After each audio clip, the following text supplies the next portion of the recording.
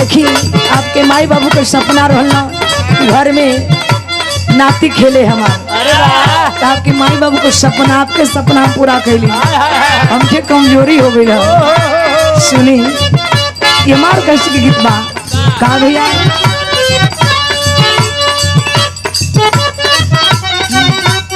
वाह बहुत सुंदर बात है जी। पहिले से ज्यादा कमजोर भइली, पहिले से ज्यादा कमजोर भइली,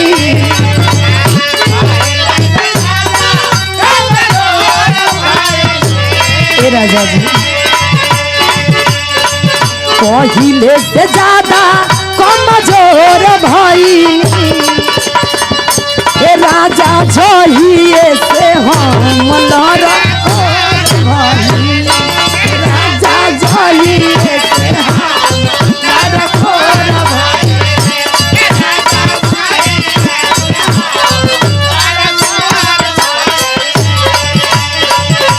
देखा तो के खाली कमजोरी देखे में लगत है।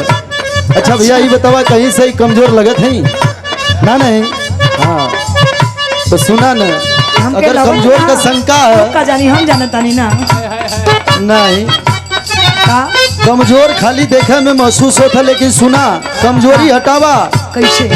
पहिले रहलू आधा भरपूर हो गईलू। अच्छा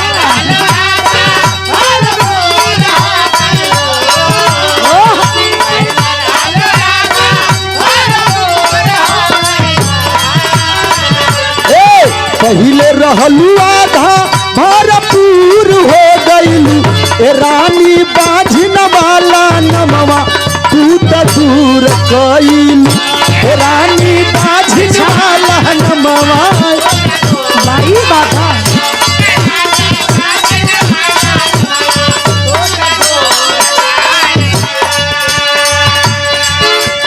देखी भगवान ने खियन हमके कमजोरी भाई से कहता नहीं का।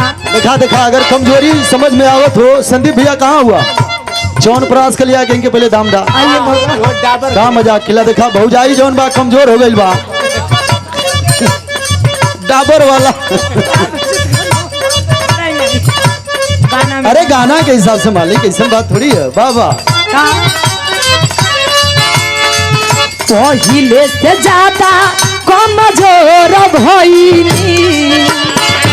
पहिले से ज्यादा कमजोर भइली, तुम्हारे रहन से